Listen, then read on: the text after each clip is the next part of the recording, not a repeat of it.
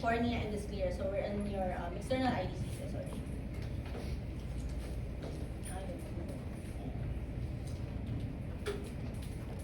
Okay.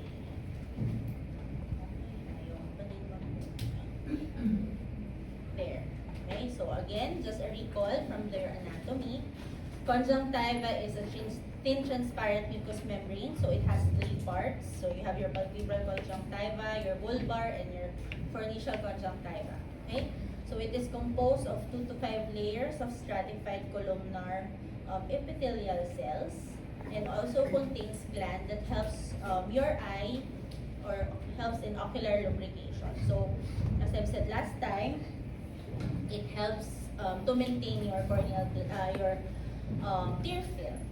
Okay, so these are the following conjunctival signs and symptoms that you may encounter during your internship lang. So usually we have vascular changes, so very common na nakikita natin hyperemia of your conjunctival vessels. Okay, there can be tortuosity or dilated blood vessels and hemorrhage. Okay, edema, or sa ophthalmologic term, it's chemosis. So the first picture, kita niyo bulgy yung conjunctiva, para siyang nagballoon. We see that in cases ng mga allergic conjunctivitis or yung iba nang hilig mag-rub ng eye, pwede magkaroon ng ganyan, chemotic yung conjunctiva. We can also have discolorations and eye discharge. So pag nakakita kayo ng mga conjunctival discharge, you describe it as pwedeng mucoid, purulent, eye discharge, mga ganun, and also mga mass. Okay?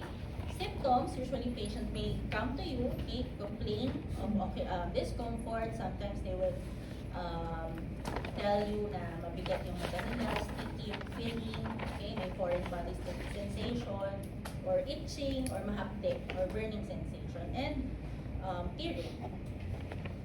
Okay, so these are the following types of injection na nakikita.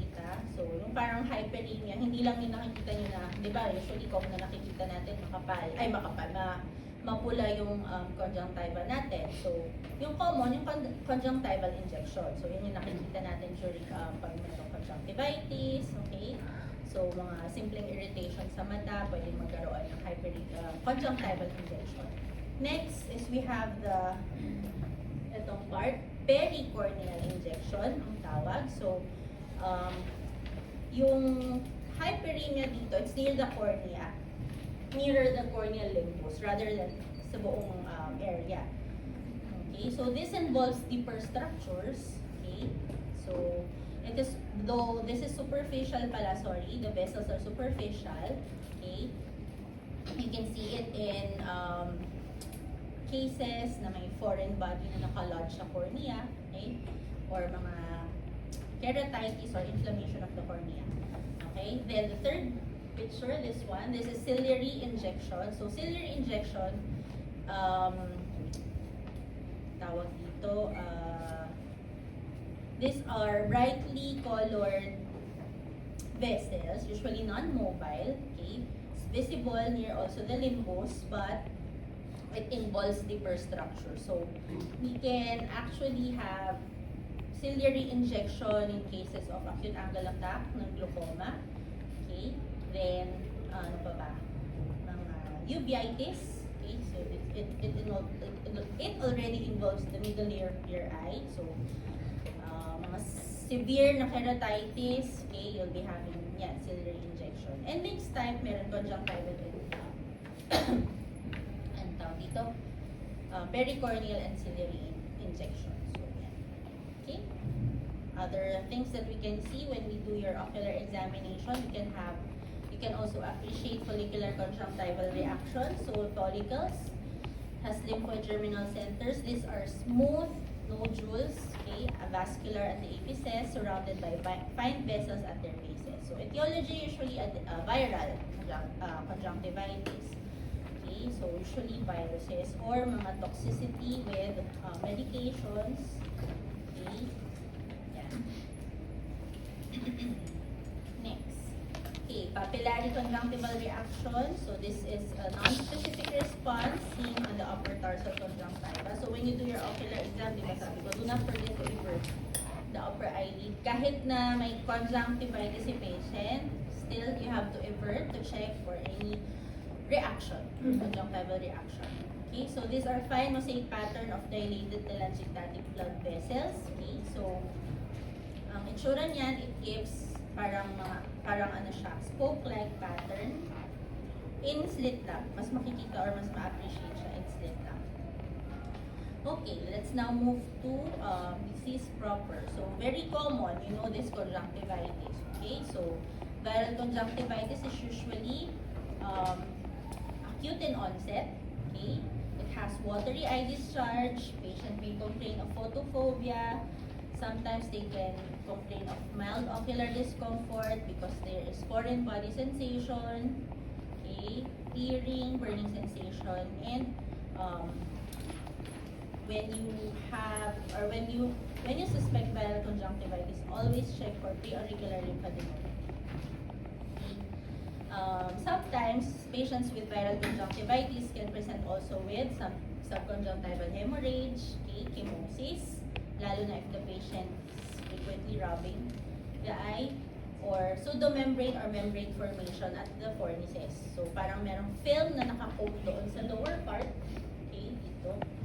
So yan. Common causes ng epidemic keratoconjunctivitis, we have adenoviruses 8, 11, and 19.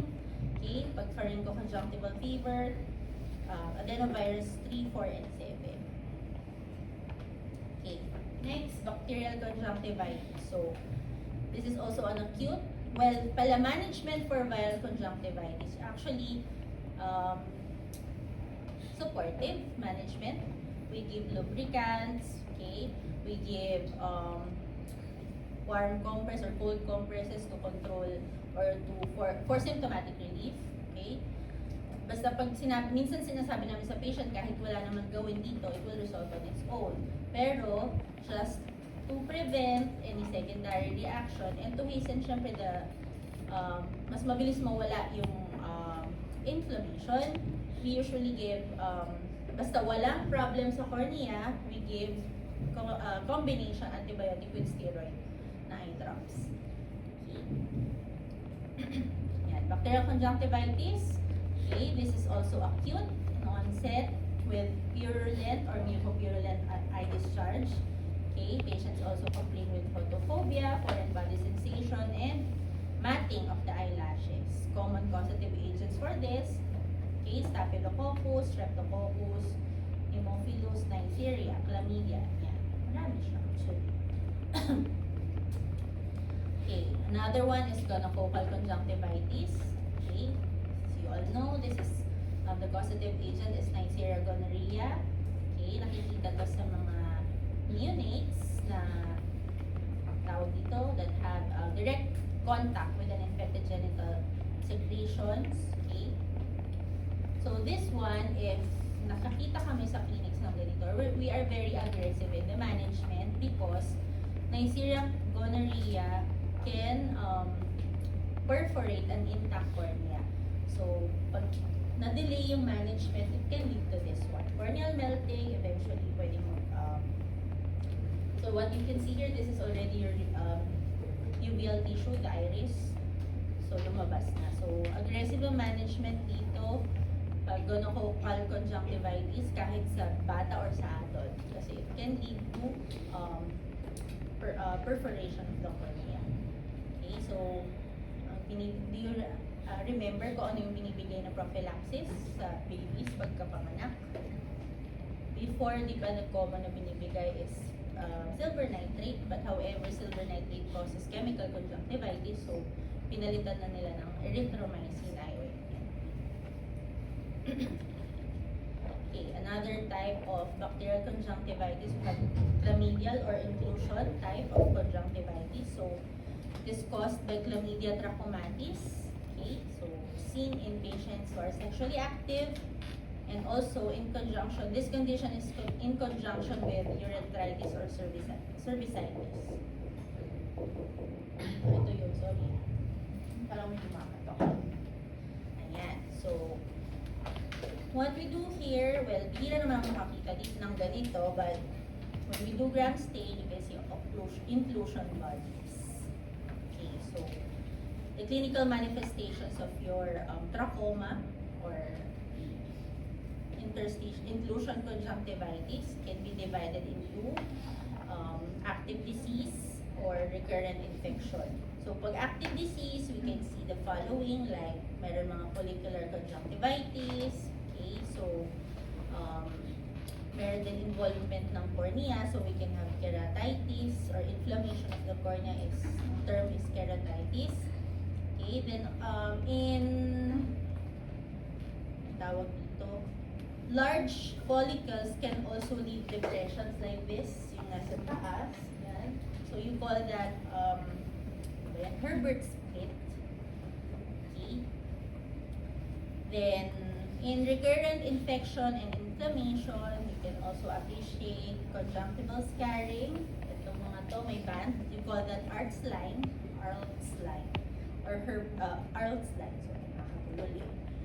Okay, and in chronic infection, pag matagal na, it can also lead to the development of panos. So panos formation is tawag dito, growth of new vascularization in the upper cornea, usually a late feature of your trachoma or inclusion conjunctivitis. Next, allergic conjunctivitis. Usually, yan, allergic meaning reaction. You have a reaction to airborne allergens. Okay, it's mediated by IgE. Hallmark of this is itching or minsan severe yung itching nila. Signs, there is also there's hyperemia, yan, chemosis. Okay, sa taas. Then the eye discharge for allergic conjunctivitis usually stringy, okay, mucoid na stringy discharge, parang pag swinip nyo yung conjunctiva niya, parang may rope, parang may nasi-stretch kayo doon. So usually attacks are usually short-lived and episodic. So management dito, symptomatic, and we give mga antihistamines to control the allergy also. Okay? And meron din mga eye drops to control the allergy. Okay? We'll discuss that during the ocular pharmacology natin. Okay, vernal keratoconjunctivitis. So this is common in young males, mga batang lalaki, age 4 to 16 years old with a history of atopy. Okay, this is seasonal, recurring, bilateral allergic conjunctivitis. So patients with vernal keratoconjunctivitis or VKC complaints or with intense itching, nagbe-blepharospasm sila. So parang may involuntary movement sa mata nila, okay, parang sinasabi nila may parang gumagalaw-galaw sa kilay, mga ganon. Photophobia, blurred vision, and mucoid eye discharge. Itong tawag dito, this is cobblestone or diffuse papillary hypertrophy or giant cobblestone papillary. So that's the hallmark of VKC. Okay, sometimes naman it can also involve the limbus. So as you can see there, may mga parang dots doon, ang tawag dyan, corner tragus dots. Okay, these are thickened and gelatinous material consisting of degenerated epithelial cells and eosinophils. Okay, other cases, we can appreciate shield ulcers. Kaya siya tinawag yung shield daw dahil porting shield, but shield ba siya? I don't know. Anyway, so, yan, pwede rin magkaroon ng shield ulcer pag PKC. Next, giant papillary conjunctivitis. Okay, so this is very common to those who are wearing soft contact lenses. Okay, so this is chronic inflammatory process with prominent papillary hypertrophy. Okay, so not just soft contact lens wearer, you can also see that patients with ocular prosthesis, di ba yung mga inoculate, natanggal yung eyeball, then there's already prosthesis, pwede rin sila magkaroon ng ganyan. If there's loose sutures sa mata, can cause constant irritation, so pwede rin sila mag-develop ng ganyan. And filtering lips. Okay. Management for this, usually, we give lubricants, gels, we also give And pag sobra na, we advise mo na to remove the contact lens. Don't wear the contact lens muna for some time. Yan. Another very common na nakikita ko sa emergency room na kahit in the middle of the night, basta nakita ng patient may ganyan yung mata nila, tatakbo siya agad sa ER. So, this is subconjunctival hemorrhage. Very lang naman siya. It looks scary kasi red yung mata, but kung wala namang underlying condition si patient, like wala naman siyang comorbids, okay? This is just, kung isipin nyo, parang bruise lang siya sa mata. So, parang nakapasa lang siya. So, technically, there's a ruptured blood vessels there. Superficial lang naman. Due to trauma, okay? Sometimes your patient, hindi niya namalayan, nag-rub pala siya ng matindi ng mata niya. So, may pumutok na vessel. Valsalva maneuver. Okay? Excessive straining, excessive sneezing, coughing can lead to this one. Okay? So, there's pooling of blood in the subconjunctival skin. So, usually, we don't give anything here. We just reassure the patient that it will resolve on its own. But just for a peace of mind, sometimes your patient complain of foreign body sensation, so we give lubricants na rin. Para lang peace of mind. And also, we advise them to apply warm compress here, at least 10 to 15 minutes, 3 times a day, until mag-resolve yung hemorrhage. Okay. Conjunctival mass, mga nevus, conjunctival hamartomas. Okay. Ito naman, rarely undergo malignant transformation. So, wala naman ako masyadong makikita. Yan, this one, very common also. Conjunctival concretion. So, this represents trapped foreign body, such as dust, in the conjunctival epithelium. So, patient definitely may complain of foreign body sensation if numerous. Pero sometimes the patient, wala naman siyang nararamdaman. So, pag nagpa-check lang, parang incidental finding, meron kami makita conclusion. What we do here, if mga iilan-ilan, we just remove it using needle. Parang kinakayod namin siya isa-isa under the slit lamp. Or we can give also steroid drops and lubricant. Okay, meningeculum. So this is an elevated fleshy conjunctival mass located in the interpalpebral region, mostly at the nasal side of the eye. Okay, so usually yellowish or light brown yung color. Ayan, sometimes it get infected or inflamed, na-irritate, so pwede siyang magkaroon ng ganito. We call this meningitis. Kasi may itis, inflammatory. Okay, so usually naman ito, wala namang ginagawa dyan. You just observe, lubricants lang. Ayan. Ano pa ba? Ito, very common na nakikita rin sa clinic. Pterygium. So, pareho lang sila actually ng pingecula. Ang difference lang nito, this pterygium, nagko-crawl siya, gumagapang siya, pupunta siya sa cornea. Pwede siyang tumakip sa cornea and tawag dito, it can affect your visual axis. So as you can see here in this picture, abot na siya sa cornea, sa pupil, di ba? So it threatens your vision. Okay, so it's a triangular wing-shaped fleshy fibrovascular tissue encroaching upon the cornea. Risk factors, UV light, wind, and dust. So very common in patients na mga yung laging nakabilad sa araw, like mga construction workers, farmers, drivers, ng mga jeepney. So yan yung mga usually complain nila. Ang tawag sa Tagalog dito, pugita. Hindi ko alam bakit. Mukha ba siyang pugita? Anyway, so yun. Ang ginagawa lang here, if it already causes, ito pala, indication. Indication of surgery, yan, usually pag-reduce na yung vision due to invasion of your visual axis. Okay?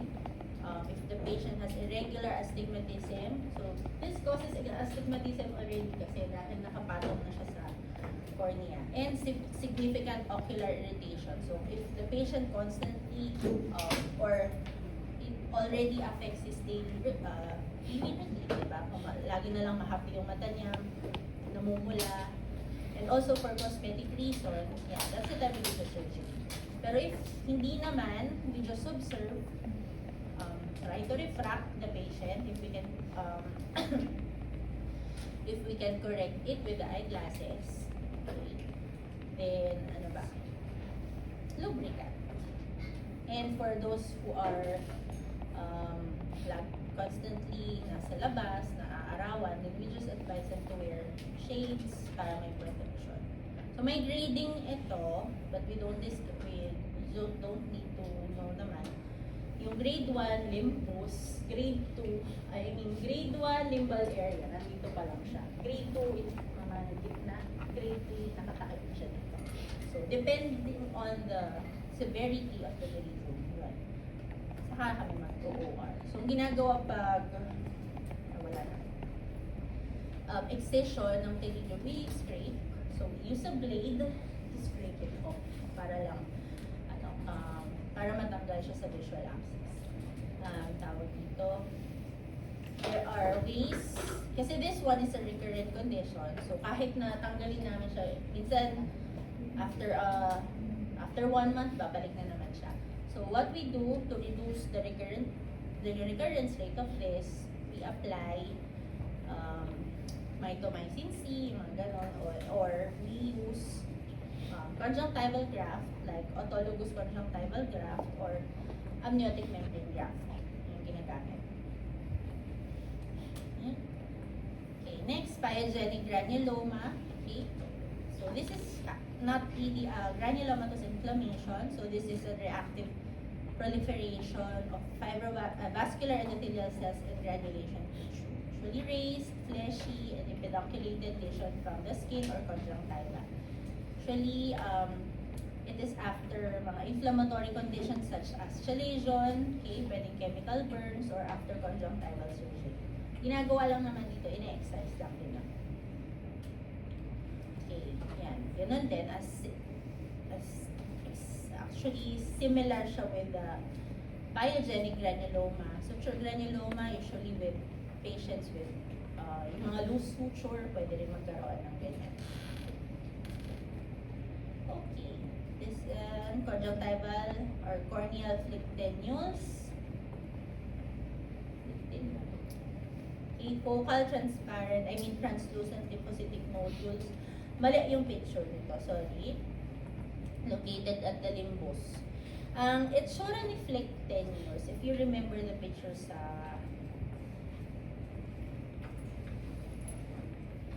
niyo. Ito. Yan. Parang ganyan din ang itsura ng flicten.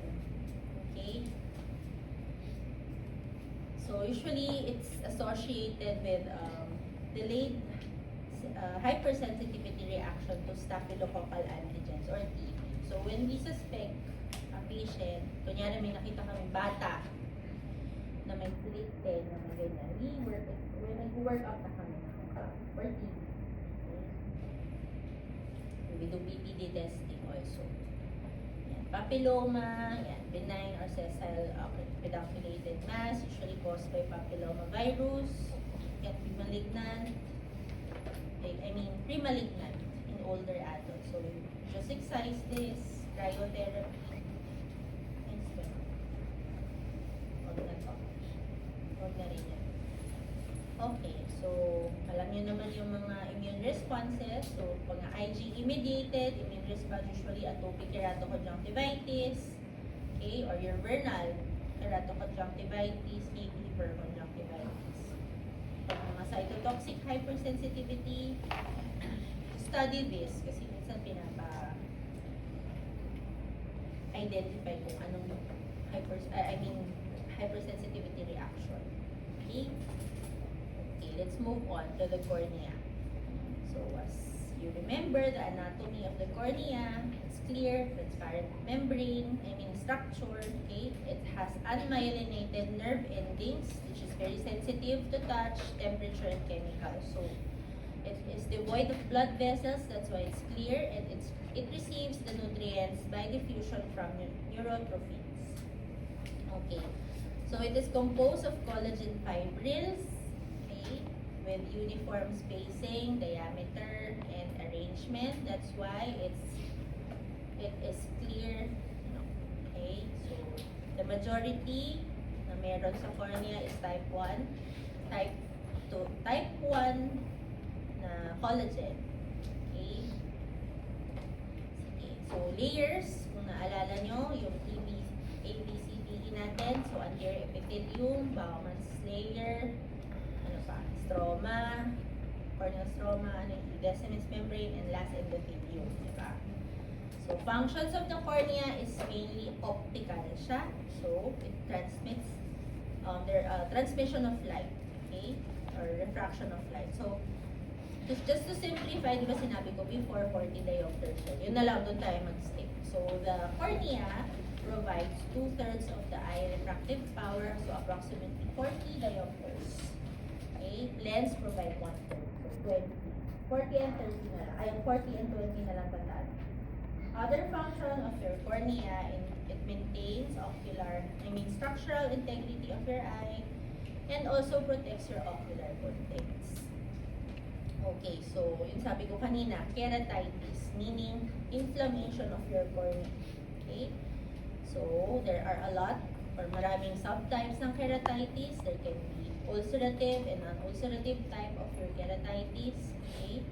So, keratitis is due to microorganism, pwede rin tear deficiency, okay, denervation, there's exposure or drying of the cornea, okay, ischemia or trauma. So, ang dami. Bacteria, madami siya. Fungus, ayan.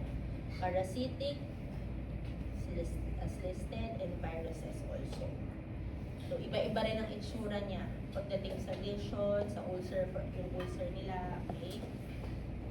So, pag bacterial keratitis, it's painful, acute, acute painful red eye, patient is also complaining of reduced vision, and mabilis yung evolution niya. Then there's persistent mucopurulent discharge. Ang pinaka-risk factor in bacterial keratitis is trauma or contact lens use. So there's findings na nakikita in bacterial keratitis, dense infiltrates with hypopyon. So hypopyon is a pus in your anterior chamber. So iba-iba ang borders ng mga bacterial keratitis. So ayan siya. So medyo mahirap siya actually kung basically titignan lang siya. So what we do here, kailangan talaga gram stain and culture ng corneal scraping and also the eye discharge. So ito yung mga to na nakikita nyo. This is already pus. Yan, pus in the anterior chamber. We call that hypopyon or hypopyon. Kung blood naman ang nandyan sa area na yan, we call it hyphema. Okay? So pag brush borders daw, Pseudomonas. Pag distinct and advancing borders, that's Streptococcus. Ang mga atypical yung itsura or basta kaiba yung itsura, usually yung Mycobacterium, yan. Yan naman. Then this one, Moraxella, iba rin yung itsura. Anyway, still need laboratory confirmation. Okay? Fungal keratitis, this is very slow ang onset nito. Red also yung mata and painful din sa patient. And also, syempre, since your cornea is involved, papangit talaga yung vision ng patient. So, risk factors, trauma with organic or vegetable material, and patients who abuse the use of steroids or topical steroids. So, iba-iba rin ang itsura niya. Okay, so, findings, we can see gray, white, dense infiltrate, sticky hypopyon, solitary and multiple yung lesion with satellite lesions and feathery borders. Usually those are for the filamentous fungi, okay? Ito. It may perforate. Pwedeng mabutas. So, ayan. Pag feathery borders, ganyan. May immune ring, taas. May plaque formation, ganyan. This is very difficult to treat. Very irresponsive sa mga medication, okay? May mga satellite lesions like this one. Okay? So, ang mahirap kasi sa fungal keratitis, we only have a limited preparation ng fungal eye drops. So what we do pag wala yung natamycin yung ginagamit, actually for fungal keratitis, pag walang available na ganon, we reconstitute. So bibili kami ng antifungal tablet, we reconstitute it using mga lubricant. So tablet siya, i-grind, ihahalo sa lubricant. So ganon. Kasi matagalan yung treatment din for fungal. And ang pangit with microbial keratitis, whether it's viral, bacterial, parasitic, it will lead to corneal scarring already. So permanent yung magiging effect sa mata, especially if the endothelium is already involved. Okay, so parasitic. This is also slow in onset, protracted progressive course. Patients may complain of severe pain out of proportion. So meaning, sakit na sakit si patient, pero wala ka masyadong, parang tingin mo sa mata niya, it's normal. Parang quiet lang, wala masyadong nakikita. Okay, so patients will complain of severe pain out of proportion. Again, decreased vision and contact lens use. Okay, findings, we can see punctate epithelial keratitis, pseudodendritic keratitis, that's why it is mistakenly misdiagnosed as viral. Okay, keratitis. Okay, there's ring infiltrates, radial perineuritis, so involve yung nerves. Okay, so ito yung itsura niya. So minsan ganyan lang yung presentation, parang clear lang yung cornea niya, wala masyadong nakikita or konting haziness lang, but the patient complains of severe eye pain. This is ring infiltrate. Ayan. So, usually ang common is acanthamoeba. Okay. Next, we have viral keratitis. So, common dito is the HSV and BCV. So, subacute yung onset, red eye, again, decreased vision, and patients complain with photophobia. It is less painful. Patients just complain of mild na foreign body sensation. Okay? Patients may complain of, usually yung patient na nagkakaroon nito, there's a history of systemic illness. Okay? Kunyari nagkaroon ng chickenpox, pwede rin sila magkaroon ng ganyan. Okay? So yan, ang itsura ng lesion ng viral keratitis. So dendritic. Actually, makikita lang to under the slit lamp and with the use of the fluorescein light. Okay, so just a table that summarizes the different causative agents natin of microbial keratitis. Okay? Okay, let's move on. So, we move to dry eye disease. So, hindi ko alam kung anong copy yung meron kayo, but this is already updated based on the dry eye workshop or DUS 3. Dry eye disease is defined as multifactorial symptomatic disease characterized by a loss of homeostasis of the tear film and or ocular surface in which tear film instability, hyperosmolarity with ocular surface inflammation and damage and neurosensory abnormalities are the etiologic factors. So this is already the 2025 definition. Okay? So this is one of the most frequently diagnosed disorder in ophthalmology. Exact prevalence is unknown, but very common to those over 40s, okay? Or ano ba? Actually, sa bata din, common na rin siya. Not just middle age, pwede rin siya sa younger generations. Okay? So, they complain of ocular irritation. So, most patients ang complaint nila may buha, may puwing. Okay, there's foreign body sensations na nararamdaman nila. Okay, usually the symptoms will improve with treatment but not cured. So, once na discontinue nila yung mga medications na na-prescribe, babalik ulit yung symptoms. Okay? So, this can also cause visual morbidity. Actually, isang reason din why na malabo yung mata ng mga patients. Okay? Minsan, sasabihin nila, malabo na yung mata nila, pero pag binabasa namin sila sa Snellen, still 20/20, but they complain of blurry haziness sa vision, that usually dry eye siya. Pag gano'n. So, we don't give immediately eyeglasses. Pag mga first time consult na ang complaint is blurring agad ng vision. Okay, so we always check kung kamusta yung tear film nila. Okay. So, iyan lang naman. So, dry eye disease is systematically divided into two primary mechanistic pathways. So, you have the aqueous deficient and evaporative. Meaning, nag-evaporate mabilis. So, may kulang sa tear film natin. Okay? So, kaya mas madali siyang mag-evaporate. Or aqueous deficient naman, walang nagpo-produce ng tears. So, merong Sjogren syndrome and non-Sjogren syndrome. I mean dry eye. Okay? So, just read on that. So, usually kasi ang layers ng tear film natin, we have a lipid layer, that's the outermost layer, aqueous layer, and the mucin layer, the innermost layer. Aqueous layer sa gitna. So, any imbalance dun sa tatlo, mawala yung lipid layer or aqueous layer, madali siya mag-evaporate. So, pag may kulang sa tatlong yan, it will cause dry eye disease. So, kailangan nila. So, yung conjunctiva, di ba, it produces mucin, di ba? So, the goblet cells. So, it's very important in your tear film.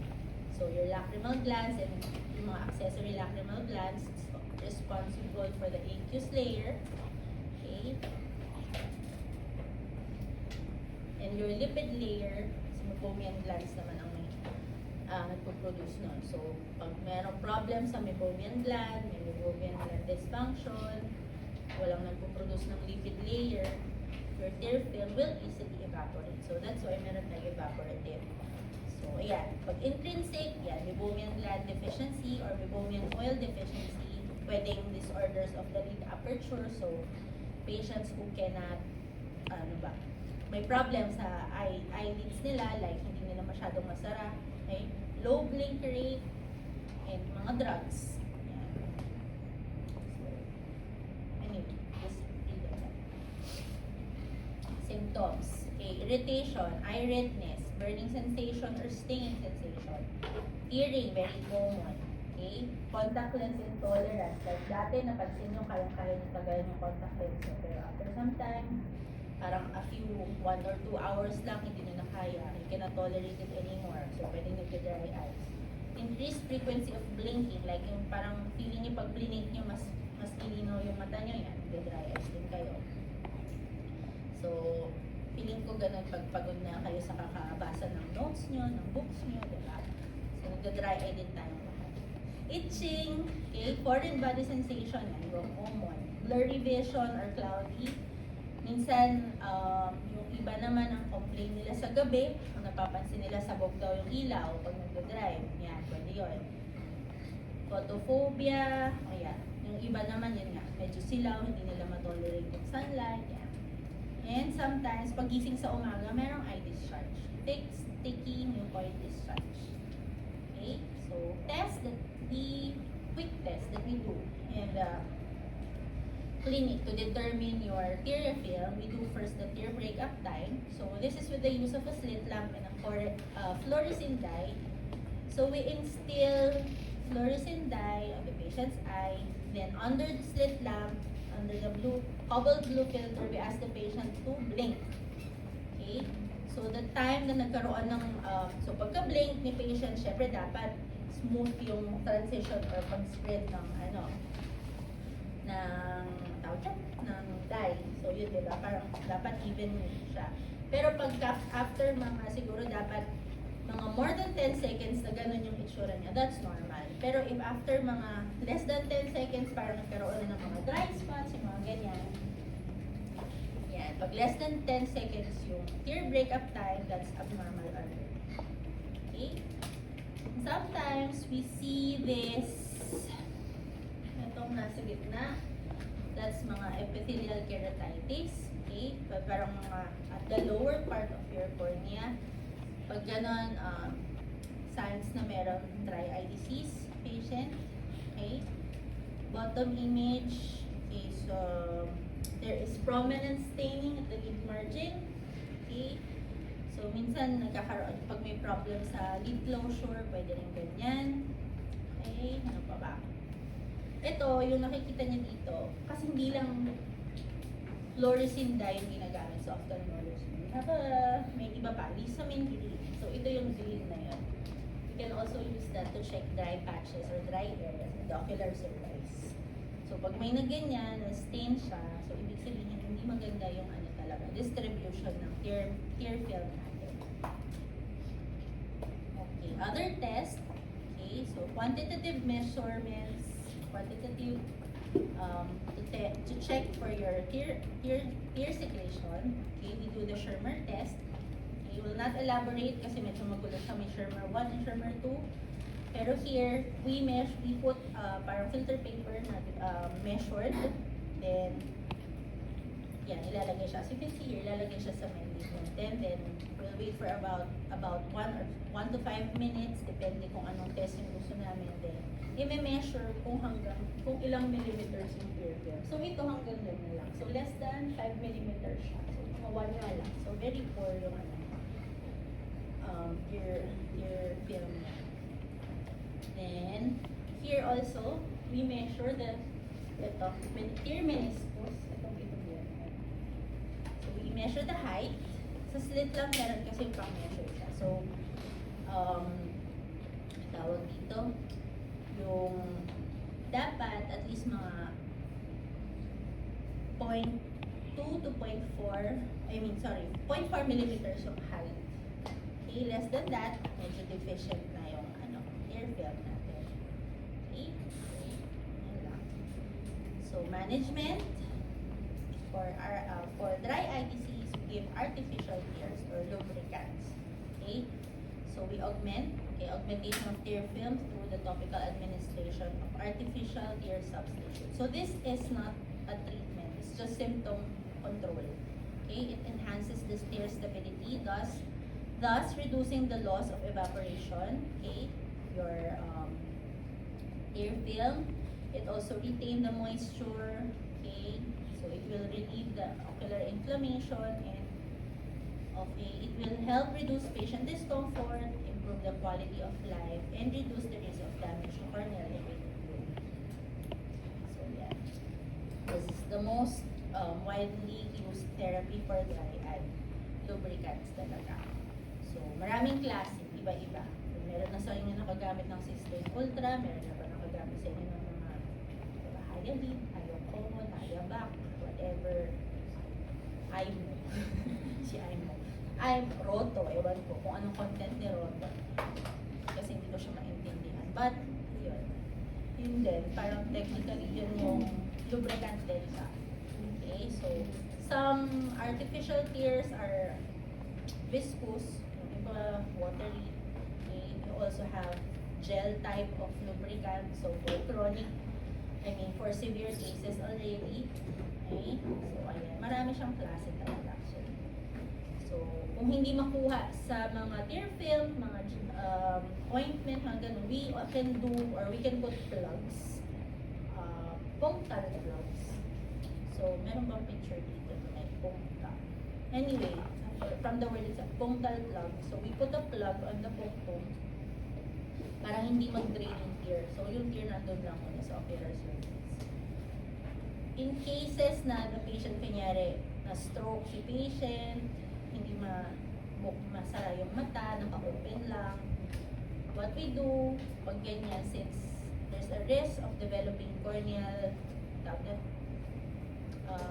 dryness sa cornea, so we give gel, okay, kasi kailangan normal din yung blinking mo para mag-distribute yung film, yung tears mo ng maayos. So, pag hindi ka nakaka-blink, syempre, your eye will dry up, diba? So, what we do there, pag mga patients na gano'n ng cases, we do lid taping, okay?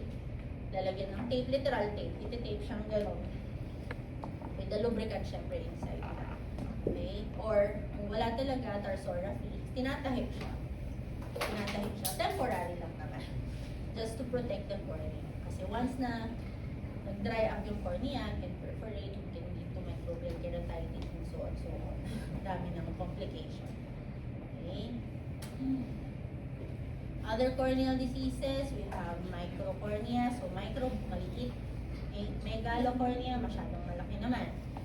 So, just nice to know lang. Opacities, like glaucoma, or there's already scarring because of meron siyang history na microbial keratitis. Okay? Thinning or mga keratosis, staphyloma, tawag dito, mga corneal dystrophies, yan, etc. Actually, hindi ko na masyadong itatakal yun. Okay? Let's move on. Sclera and episclera na tayo. Kapit na. So, sclera, okay, or scleros, hard, dense, opaque, elastic connective tissue, structure composed of bundles of collagen of varying diameter. So, your sclera is comprised of 90% or 5/6 of the outer coat of the eye. Okay, yung 1/6 na yon, that's the cornea. Okay, so, di ba yung sclera, siya yung white ng mata natin. Yung puti ng mata natin. Okay, so, thicker in males than females. Then, thickest portion of the cornea, I mean the sclera, is at near the optic nerve. It's around 1 millimeter. So, dun yung area na napipierce ng optic nerve, di ba? So, your lamina fibrosa. And the thinnest part of the cornea is where your extraocular muscles are inserted. Okay. Layers, yan, episclera, stroma, lamina fusca, and the endothelium. Okay. This. Basahin na lang yung area niya. So, let's move to the disease proper. So, inflammation of the episclera. So, may iris na naman tayo. So, episclera is. It's self-limiting. Okay. Usually, there's no, yung mga milder lang naman ang cases ng episcleritis natin. There's no tissue damage. There's no vision loss or loss of vision is usually there in episcleritis kasi outer lang naman yung involved. Okay? But this is recurrent, okay? Common unilateral siya. So, it subsides when we instill phenylephrine. Okay? Yan. So, pag simple episcleritis, yan, mild to moderate redness, usually localized area. Hindi siya buong mata. Okay, so patients will not complain of any pain or discomfort. Ang complain lang niya, kaya siya pumunta sa clinic, may mapula sa mata niya. Okay, so we try to differentiate it with, tawag dito, scleritis. Kasi pag episcleritis, when we instill phenylephrine, mag-blanch, mamumuti siya. So nawawala. Pero pag scleritis siya, pag nilagyan namin siya ng phenylephrine, hindi mawawala. Hindi mag-blanch yung scleritis. Nodular episcleritis, may nodule. Kaya siya tinawag na nodular episcleritis. So, there's a focal, well-defined area of intense redness. Okay, on the episclera. Okay, usually painless, but sometimes patient may complain of heaviness if we just try to palpate it. Pero other than that, wala silang complaint. So, ang management lang naman dito, we give steroid eye drops. But before giving steroid eye drops, make sure that the IOP is normal. Okay? There's no corneal problem. Kasi once na mayroong corneal problem, syempre, hindi tayo pwede magbigay ng steroids. Okay? Usually, nagre-respond immediately to steroid. Kasi inflammatory process na naman. Scleritis. So, yan. Involved na yung sclera dito. Yung buong sclera. Okay? It occurs more than in the 4 to 6 decades of life. So, this is common in women. So, here, pag merong scleritis, it can lead to the destruction of the sclera or the structural support or alterations of the globe if you left it untreated. So, pwede kasi magkaroon ng perforation. Okay? So, scleritis is recurrent and it is usually bilateral and also tawag dito, associated with mga systemic diseases or mga, what do you call that?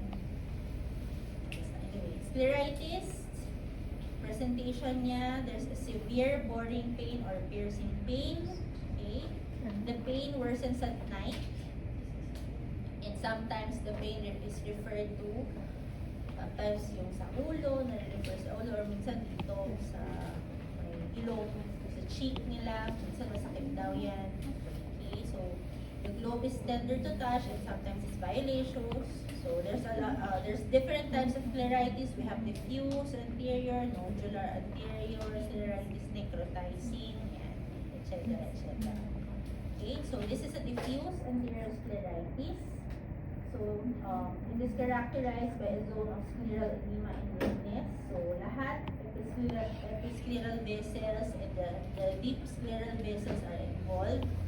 There's extreme pain when it is palpated, and parang when you do trans-illumination technique sa slit lamp, parang may bluish translucent area sa sa sclera. Okay?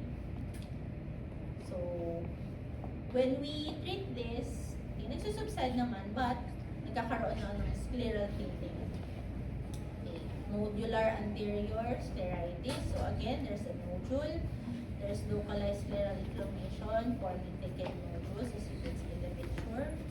Okay. Very tender, so very painful tone. Okay. Then also, ang difference niya sa diffuse, ito, it's usually not associated or not accompanied by scleral naman.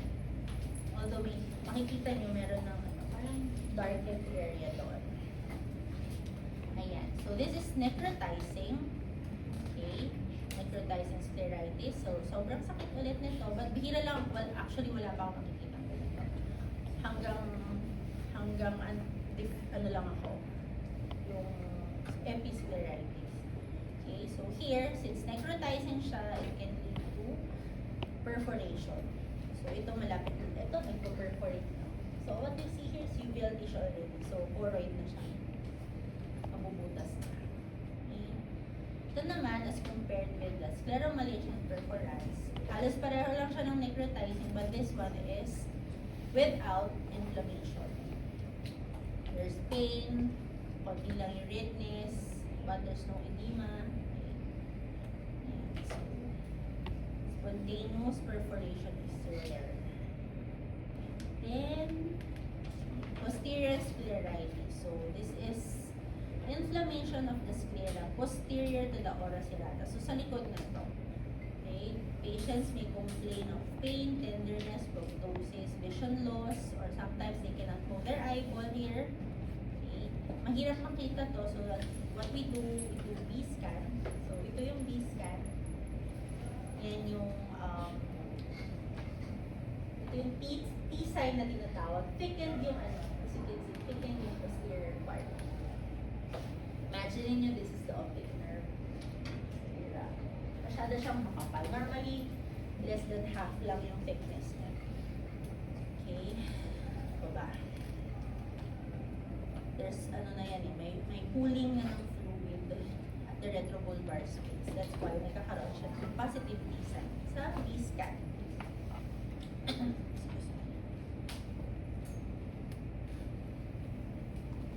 Okay, next.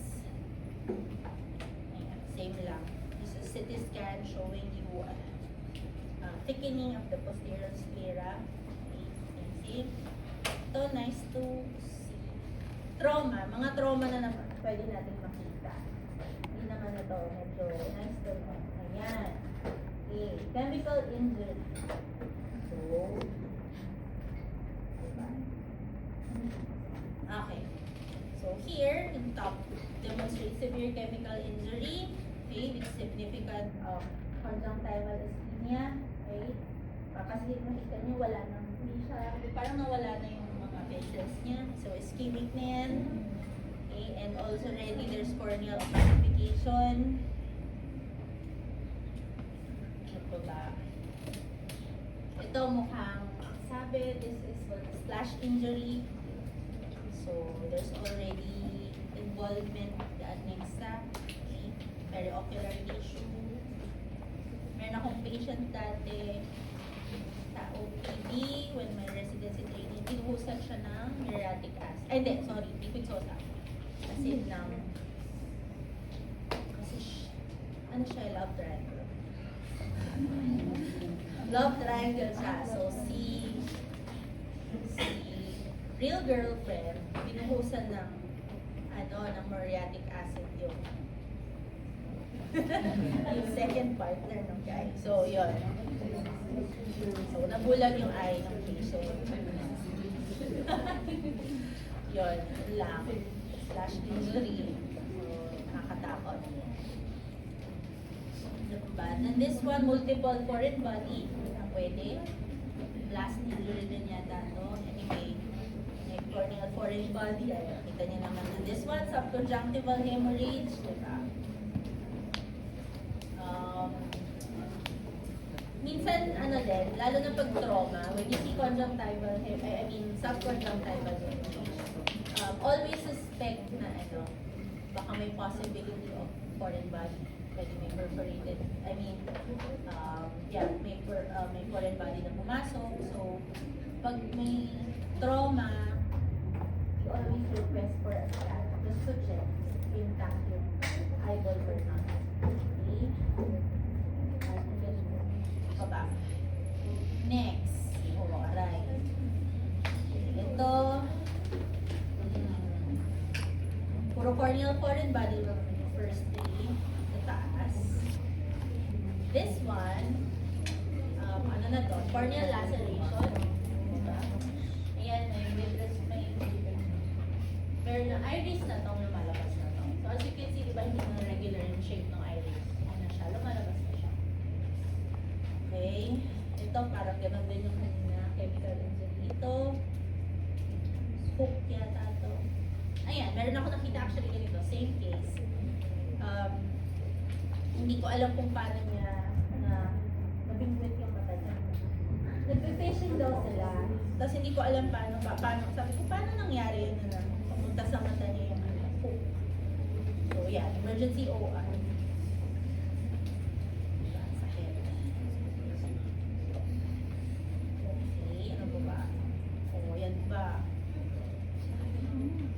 Ito, mukha siyang glass. Wala lang. Papakita ko lang yung mga pictures na nakaiba. Okay, foreign body din yan. Ayan. So here, parang pwedeng nabutas yung sclera. And dito, obviously, there's perforation of the sclera. Okay, so yan. Emergency OR yan. We need to repair it because in that area, naglilik yung pigment. This one also, ganun din. Meron ng uveal tissue na lumalabas. Okay, so yun yung mga pwede nyo makita. Na traumatic. I think that's the last slide.